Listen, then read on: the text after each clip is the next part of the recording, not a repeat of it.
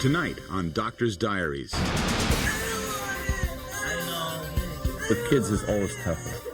Nobody wants to see a 5-year-old or a 6-year-old hurt. Good. Okay, The first time I saw him having an episode, I tried to stay calm for him because he's asking me, Mom, what's going on?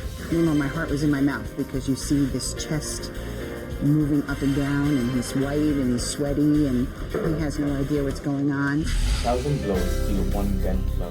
One of the things I have tried to do is to incorporate literature into medicine. Okay, who brought the poem in?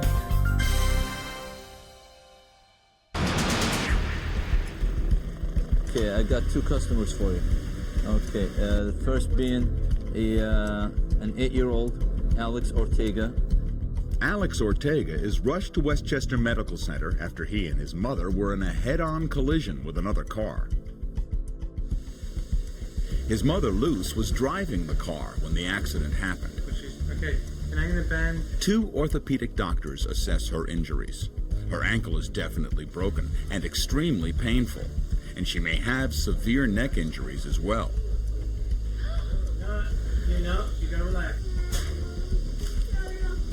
Don't move. Okay, don't move. Alex sustained a broken wrist and a severe laceration to his lower lip.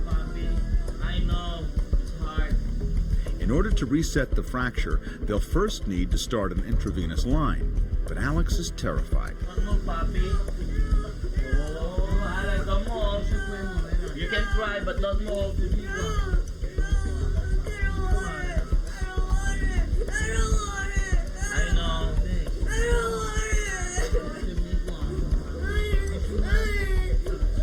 Alex, don't move. I know.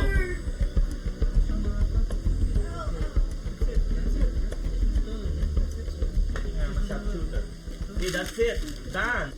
With kids, it's always tougher. You know, it's regardless of who you are, you're going to have more difficult time caring for a child than you will caring for an adult. Nobody wants to see a 5-year-old or a 6-year-old hurt or, you know, anything younger than that.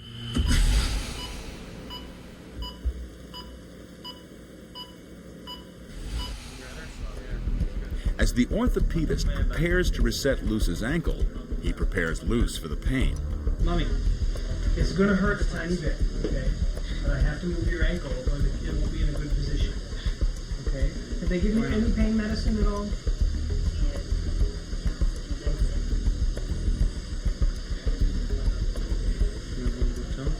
There you go.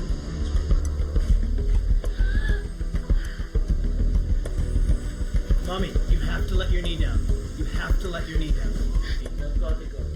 Luce's pain is unbearable. The doctors needed to give her more pain medication in order to set her leg. I know, I'm sorry. The issue with her was pain control. She was in a lot of pain, and she had to have a closed reduction of that fracture. So that required a lot of pain medicine and a lot of tender loving care in the ER. How you doing, okay? Why are you crying? You have a lot of pain? I'm sorry, we gave you some pain medicine. Didn't kick in yet? Alright. Senti mejor? You'll feel a lot better after the cast on, okay? Yeah, a lot better. Yeah. I just need you to take your jacket off. Probably my blood pressure is well elevated with all this. Dr. Harriet Mogul is an endocrinologist who specializes in obesity. Such a great example of this program and of the patients that I really like to address. Jerry, an administrator at the medical center, is Dr. Mogul's first patient of the day. I have this thing about the American image of women being size 4. I decided to go to her because I had tried like every other diet, healthy and non-healthy, that came out on the market or, you know, that you hear about from other people. Nothing really worked long term anyway. You know, you lose a few pounds and then gain it all back. And some of the doctors here told me that I should try this research protocol that she was developing. Dr. Mogul has been treating patients at Westchester Medical Center for the past 8 years. I've had a lifelong struggle with weight myself. I grew up, as many of us did, with a genetic load for obesity and really without the ultra-thin body that's so popular. So I have a lot of empathy with my patients. They look at me sometimes and they can't understand how I can relate to what they are doing, but I've had to watch what I've eaten all my life.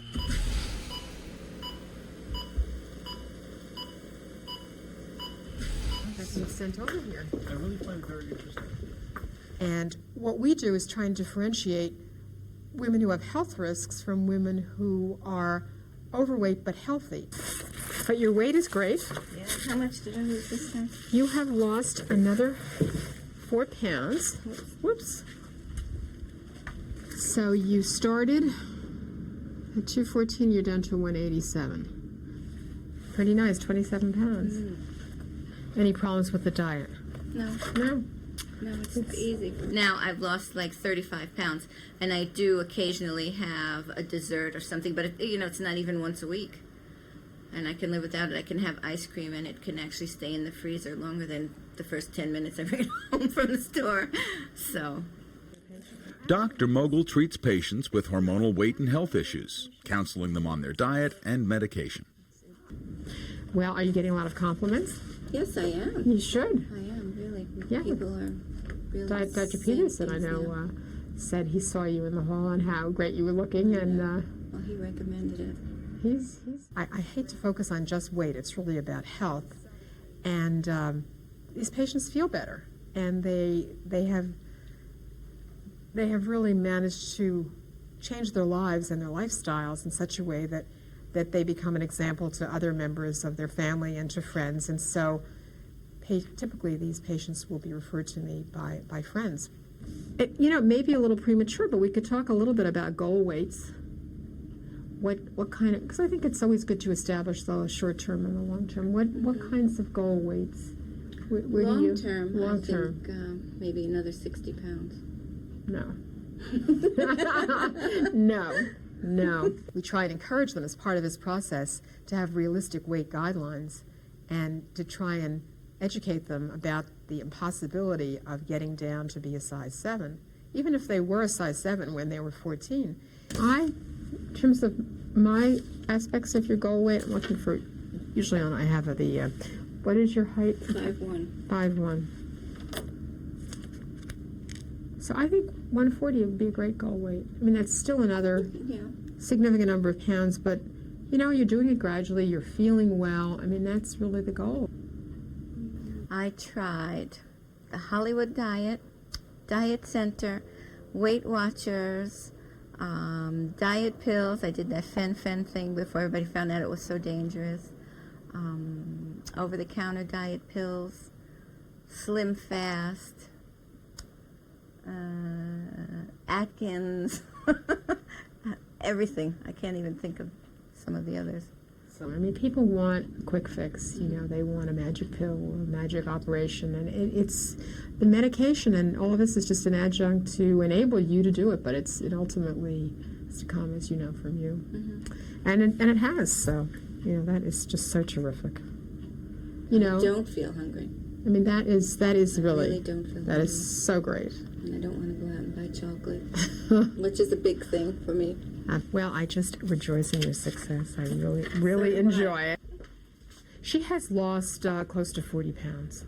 She's a terrific patient, and she's, I think, a great example of what we're doing, and also a great example of how women can be moderately overweight and still look terrific and feel terrific. And she's lost a lot of weight, but she's got a great attitude about this. A godsend for me. And her research has been wonderful for me because, like I said, it's a program I can follow. It's painless for me, and it's working, and it's wonderful. It might be slower than some things, but it's permanent. Several hours have passed since Alex was first rushed to Westchester Medical Center after he and his mother were in a car accident. The doctors examine Alex's x-rays to determine the extent of his injuries. Okay, there's an impacted fracture of his big bone in the arm, in the forearm, that's called the radius, right? And the ulna, which is the smaller bone, the thinner bone of the two, and that's the fracture of both the radius and the ulna is called the Colles fracture. And orthopedics will have to put him in a cast. As Luce's pain medication begins to take effect, the orthopedist quickly casts her leg. You'll feel much better in just a minute. You're doing excellent. You're very brave. She may be wearing this cast for the next 6 to 8 weeks.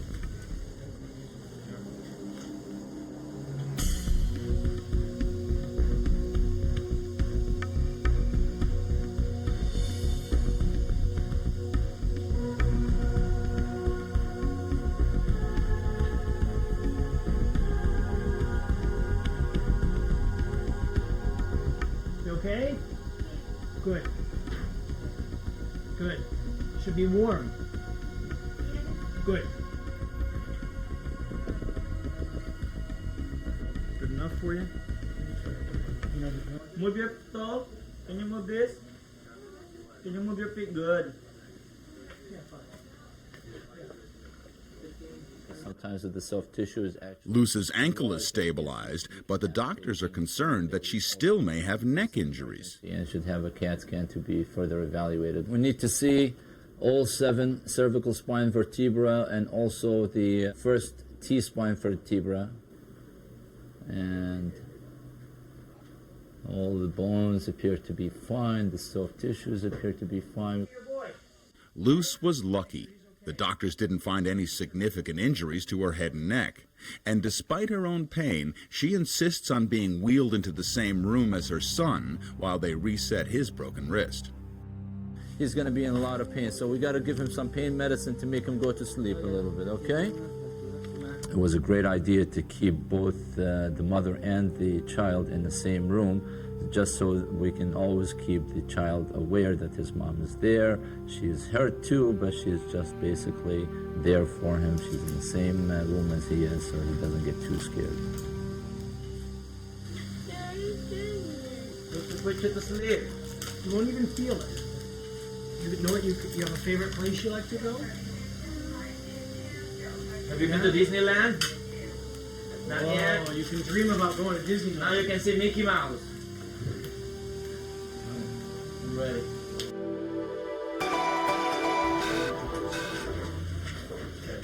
How tall and hunched you weigh? 5'6".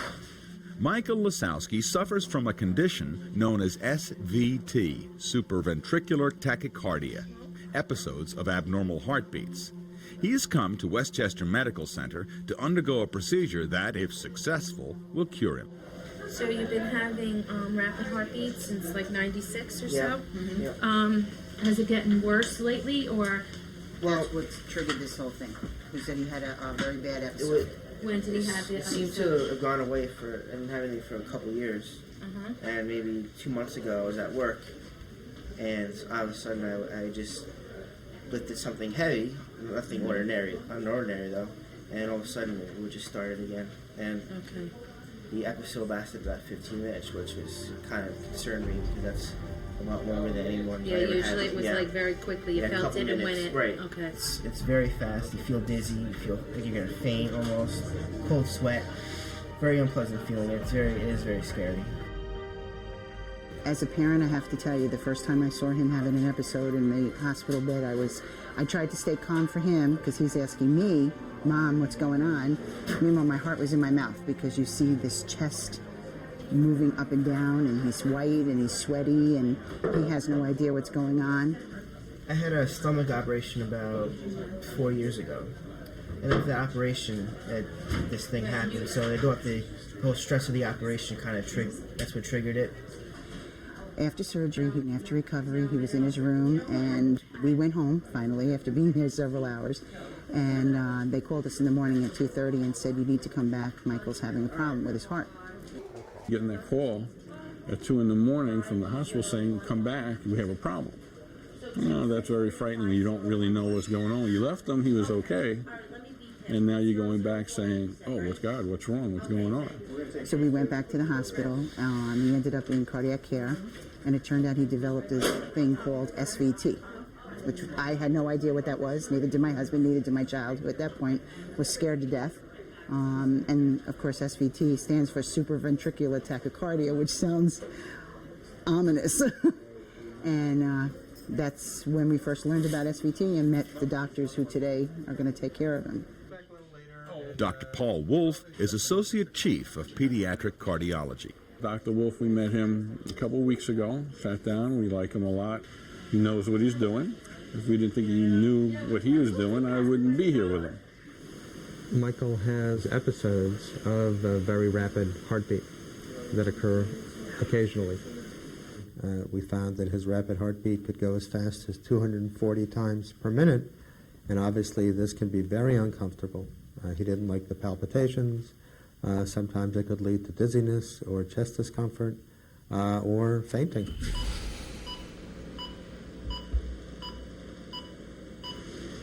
So the goal of our procedure is to find the electrical tissue that is responsible for the rapid heartbeat and then actually destroy it so that his rapid heartbeat cannot happen again.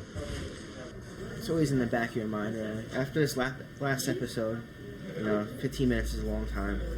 I don't have to worry about it later on in life, so I just don't have to worry about it ever again, really.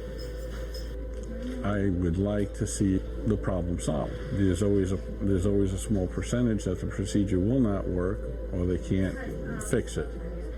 So that's my fear. Besides the normal fear of any surgery, that something could happen, and especially since he had a problem after surgery before. For more information, log on to our website. Okay. 25, 30, 50. Yeah, give him 50 initially and see how he tolerates it. Back in the ER, the doctors are getting ready to reset 8-year-old Alex's broken wrist. They give him a sedative, a Versad, to help him through this painful process. This is going to last about 40 minutes, so we have 40 minutes to do what we need to do. Are you sleeping? Yes? Good. The most important aspect of his care for me was to make sure that he's pain-free. And I achieved that by making sure that he's sedated and he had enough medicine on board to make him very comfortable.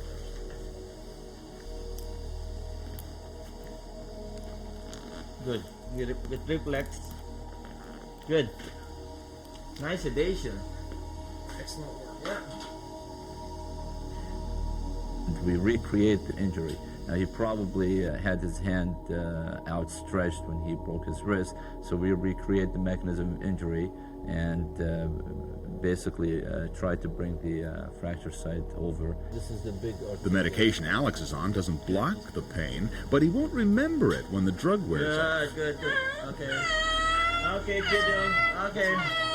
Good too. Okay, you'll be fine. Okay, 1 milligram. Okay, you'll be okay. You won't remember, Mom. Don't worry. No, Mommy, he's not gonna remember this. That's okay. Okay. It really requires 2 people to do. So there were 2 orthopedic residents. One of them makes sure that the fracture remains stable after being reset, and the other one casts.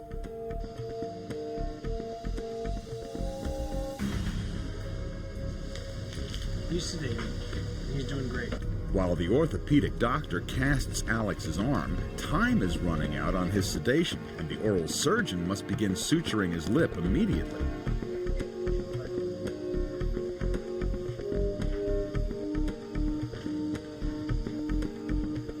Alex has deep lacerations in his mouth from the impact of the airbag.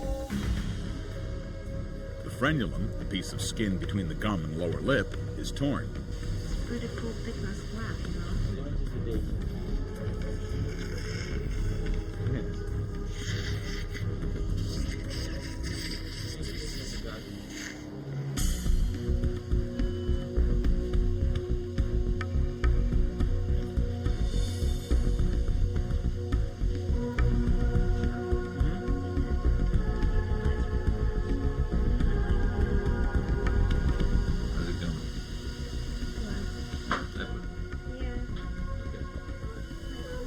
He's waking up. You're all done? Yeah. Beautiful. Okay, Alex, don't move. You did very well, ma'am. Nice, good job. No crying, right? No crying.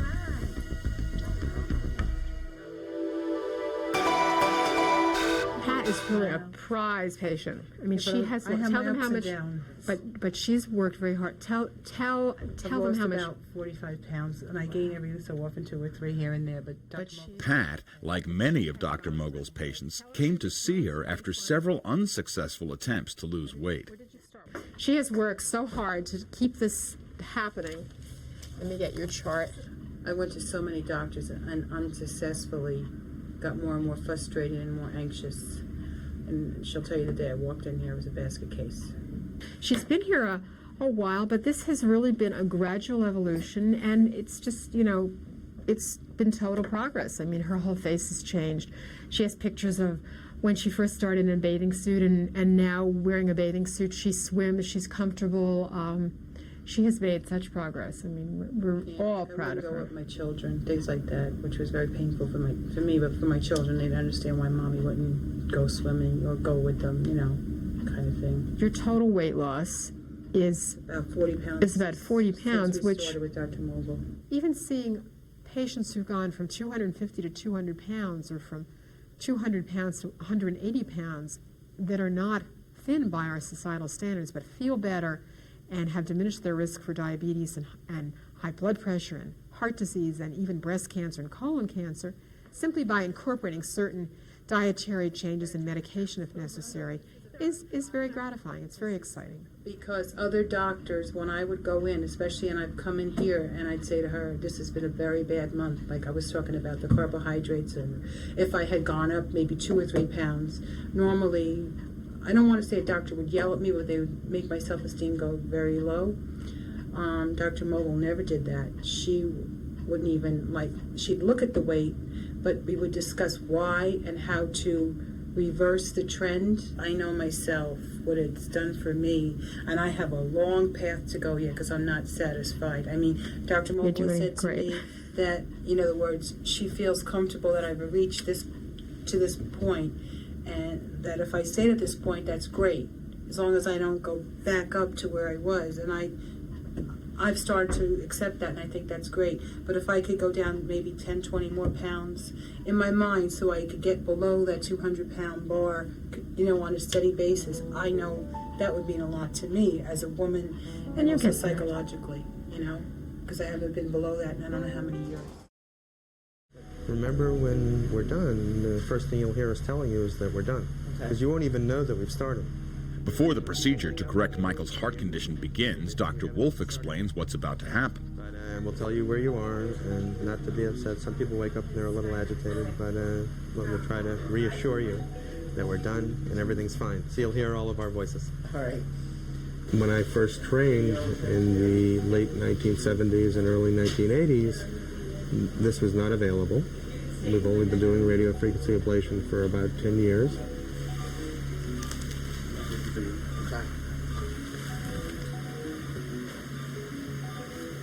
Good night, sir. I think I'm off to sleep, so I will say goodbye, and I'll see you in a couple hours. Okay. Say hello to Brittany for me. I will.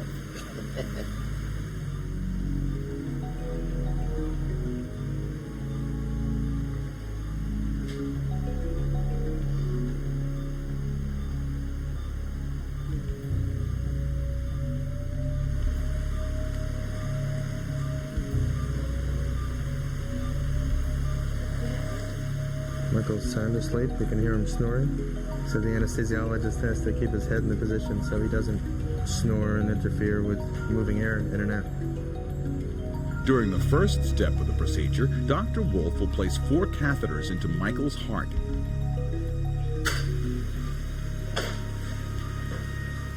Now we're at the level of the heart and inserting the catheters in. You can see the catheters in the heart. And then this one will go in the right-sided filling chamber. Once the catheters are in place, he will stimulate the heart to determine what is causing his rapid heartbeat. It's very important that we be able to start up the rapid heartbeat so that we know what his mechanism is of his rapid heartbeat in order to then decide how to eradicate it.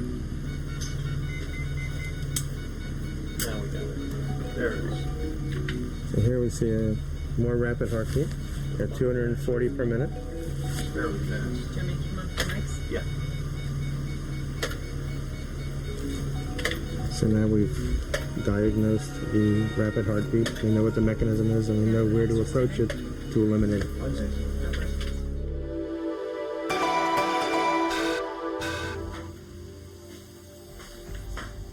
Hi, Alex.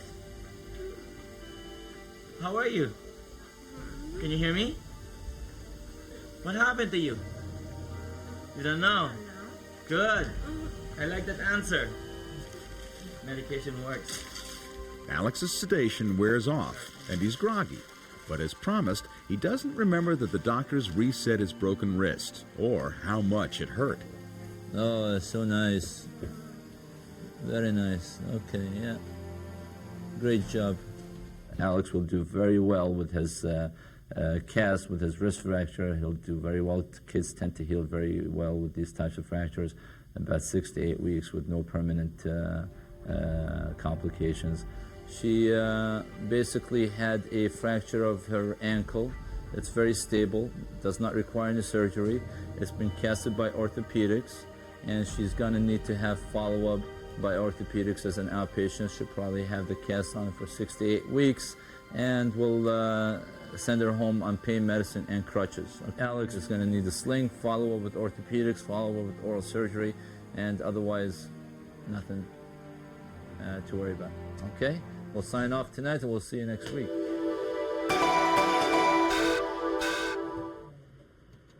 Dr. Harold Horowitz, an infectious disease specialist, is often called in to consult on difficult cases. These are all people I'm consulting on, and I want to look at their x-rays first. I always like to see the x-rays first. Otherwise, you're running upstairs, downstairs, upstairs, and this way you see if they were done, even. Have you heard of Bigfoot? We have big hands. Why is it so large? Do you need to They just blew up. It's just the enlargement on the film. Those are all hand filmed. Hey, Rose. Get tough. How are you? Today, he'll see Mr. Scott, a 78-year-old man who's suffering from a staph infection that isn't responding well to treatment. Infectious disease physicians, we take care of some of the sickest people in the hospital. I'm sorry to make a mess of what you've done here. We are called in when there's a complex problem often related to these infections, when the organisms are resistant and they can't just give ampicillin or penicillin or one of the older antibiotics.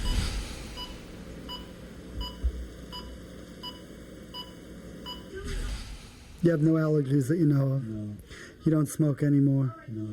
You don't drink much, social a little bit? You never, I hate to ask you this, it's the year 2000. If I didn't ask you this, I would be neglectful. You haven't shot drugs? Oh, no. No, I don't think so. Have you ever had exposure to tuberculosis or known tuberculosis? Not that I know. No. Okay. And same thing, no herpes, gonorrhea, syphilis, stuff like that? No. You spend much time outside of the country? Not much. Now, let me ask you this. If you did have syphilis or gonorrhea, would you tell this guy? Okay. Great. If you're not enjoying what you're doing, why the hell is anyone doing what they're doing? And I try to take care of my patients that way. So when I talk to them, I'm talking to them as people. I'm trying to relate to them. Okay. You want to know what's going on and what we're going to do. It's a little complex. We have an organism, and that's why we're wearing all this yellow stuff. It's a staph aureus, which is this organism found on the skin. I think we have to sort out now what to do about the drainage there, because that's a lot of stuff coming out there. It's really karma, not medicine, right? I hate to say it. But I do have antibiotics I'm going to give. The next question is talking to Axelrod about drainage and that stuff. And I'll talk to Dr. Smith also about that. In fact, I'm going to call them right now. I'm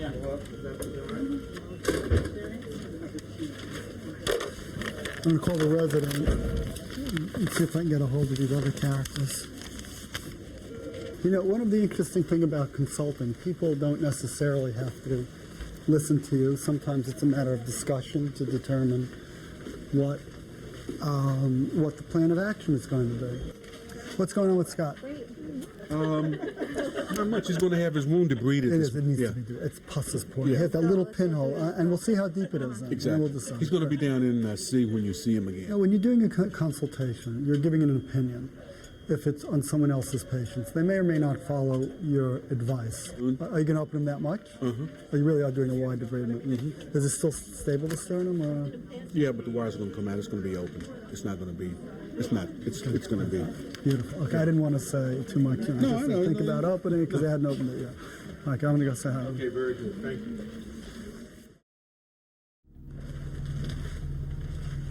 Dr. Horowitz returns to check in on Mr. Scott, who is battling a staph infection. Hi. Oh, boy. How you feeling? All right, I guess. You talked to Dr. Fleischer? Yeah. Yeah, I think they're going to open it up a bit, huh? Yeah, they're going in. Yeah, dig it out. Yeah, I think they've got it. For your sake, you'll be out of here quicker doing that than if they just let it sit.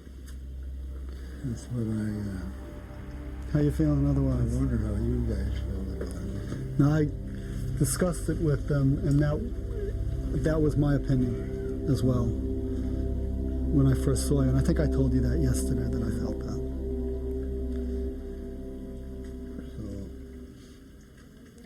I asked Mr. Scott what I could do for him besides say a prayer, you know. I wished him a speedy surgery, you know. So he says, well, pray for new bacteria. And I said, why? So he could name it after you? Yeah, and he said, I said, that's great. I'll write it up. I'll get famous. You'll have a name on it. That's just what you don't want to hear. That's what I don't want to hear. 1 month a year, I take a group of residents, myself and usually one other faculty. This is a tough one. Have a group of people we're instructed to train and to manage the patients with them. Had her hair done over the weekend. Oh yeah, I'm having a great hair day. Have a great. I have a no hair day. Outside. You're having a good hair day too. I have a no hair day.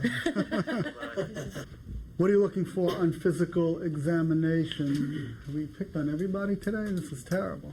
Jody, you're sitting there hanging out. You look very relaxed. Some of these people are students, some of them are residents, and interns and residents, and we all work together. If the patient says that they shoot up in their pits, what do they mean? That's right, it's not the armpits. These are the pits for the drug users. And what was happening after doing that for 10 years, or 9 years at that time, I said, I got to do something different here. Every year it's the same. I do this month, we go over the differential diagnosis, I hear the cases, and I started to bring in poems. And we would spend 10 or 15 minutes every day or every other day and read a poem and discuss it. Okay, who brought the poem in? One of the things I have tried to do is to incorporate literature into medicine. Let us nobly die, so that our precious blood may not be shed in vain. Some of the words are very similar in places to the poem we read last week by Dylan Thomas. Do not go gently into that good night, rage, rage into the dying of the light, right? This is almost the same, in parts of it, a similar metric also. I thought about that one. Listen what I think we ought to do now, guys. Who's got the poem for tomorrow? You did great. And it's a great experience to be on the same footing. And it's also very non-threatening, I think, for most of the residents. I enjoy it because it really is just something different, something fun. As Dr. Wolf works to correct Michael's rapid heartbeat, his parents wait patiently. As much as the doctors put your mind at ease, you're still concerned. As a parent, I have to tell you, even though he's 19, parents are always there to protect their children. They're always there no matter what. Once he leaves me, he's out of shot. I can't see, I don't know. So I have to rely on a stranger to take care of him. And I have to sit there, wait till the stranger comes back and says, your son is okay. Now, a specially powered radio frequency catheter will destroy the electrical pathway in Michael's heart that has been triggering his rapid heartbeat. Now, why don't you hold it there? Let's give a burn here. You're not near your hiss. Dr. Carmine Sorbera assists Dr. Wolf by reading the electrical tracings, while Dr. Wolf manipulates the catheters. So it's a matter of 5 or 10 millimeters between success, failure, or a complication with a pacemaker. So it is somewhat walking a tightrope at times. When I first started doing electrophysiology, we were able to treat this with medication ineffectively. Now with ablation, we can eliminate the need for medication and also cure the problem. Catheter position stable. So we gave 2 minutes of radiofrequency ablation current. We got good junctional rhythm. Now we're seeing if we still have evidence of the slow pathway. They will stimulate the heart one more time to make sure the rapid heartbeat does not start again. Okay, we do not have our incremental jump anymore at 400. We are unable to start up his rapid heartbeat. We see no evidence of the slow pathway that was the alternate pathway within the center of the heart. So we are finished. Okay, Michael. Well done. You did very well. You're all cured. Everything went very well. So you just relax. I'll explain it more to you when you wake up some more, okay? Okay. But you're doing great. Right. Because you just used the sedation, he doesn't have to go back to the recovery room? If he did not have the radiofrequency ablation, he would have had to be on medicine every day, probably for the rest of his life, and still have the risk of having breakthrough episodes occurring at any time. Complete success, I guess. Good. I'm starting to wake up now. No pain or anything. Doing good. Well, tell me what you had for. Tell me what are you eating? I want you to keep. You did really well with those eating records. I did. You did do well with those eating records. I think you should go back to those eating records, because when you kept those eating records, you lost weight. Many of Dr. Mogul's patients, like Ronald, have a difficult time with their diet. Counseling plays an important role in helping these patients stay with the program and develop strategies for achieving their health and weight goals. The diet that we use, or the food program that we use, basically emphasizes the intake of a lot of vegetables, particularly high-fiber vegetables, in combination with low-fat protein, fish, chicken. I think it's a matter of portion control. I think you're just eating a little more than you think you are. Well, I don't eat till I'm full. I generally leave over food. Well, tell me what you had. Well, today I ate out. I had a glass of tomato juice. I had London broil. I had 1 slice of bread, and a minuscule portion of mashed potatoes. The little dish they give you, and I think I had maybe a half of that. And then I had lemon meringue pie. However, I didn't eat the crust. But you had the sugar in the lemon meringue. Do you know how much sugar they put in meringue? I've always been interested in obesity. I have a lifelong personal and professional interest.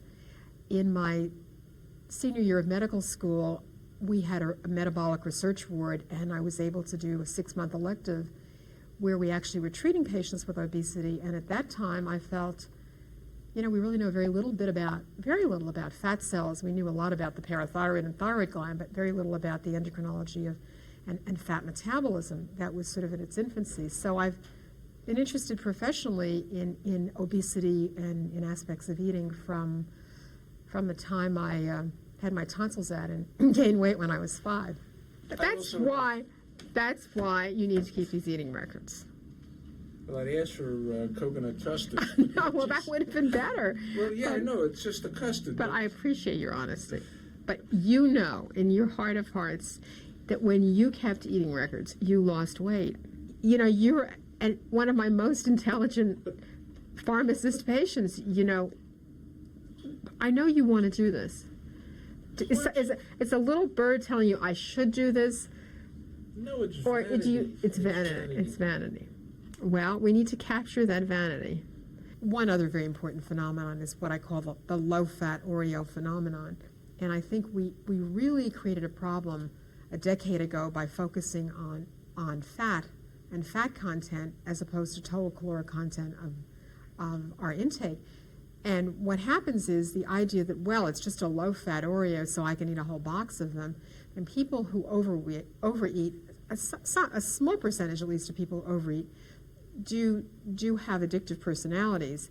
And so we have just sort of unmasked this addiction by saying it's really okay, it's all about fat. Let's figure out what you would like to eat for lunch. I think, first of all, at this point, you should not go to Chinese. What other kinds of restaurants do you like? Indian food?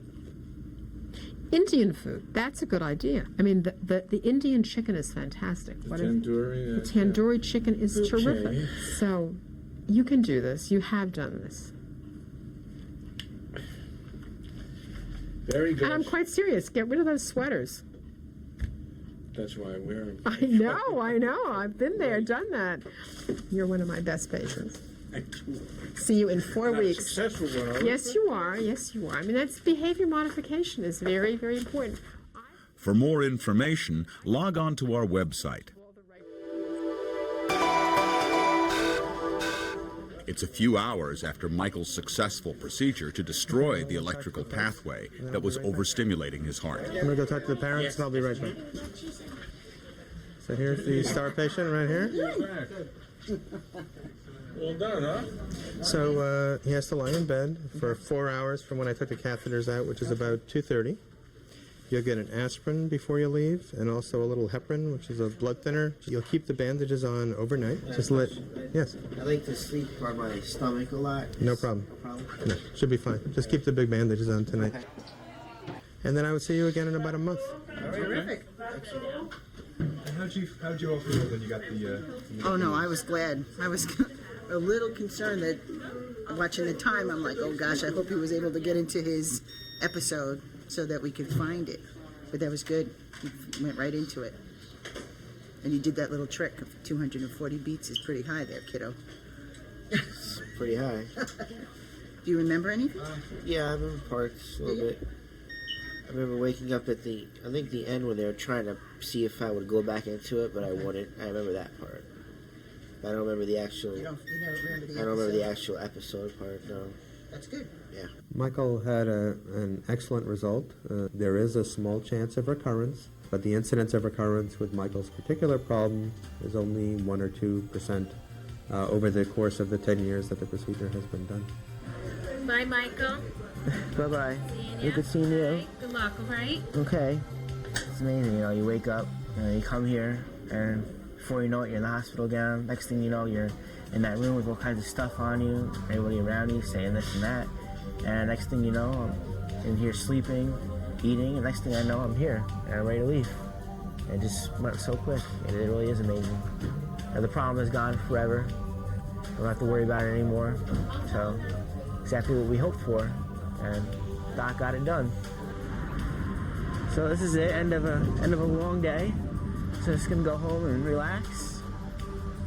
And bye-bye.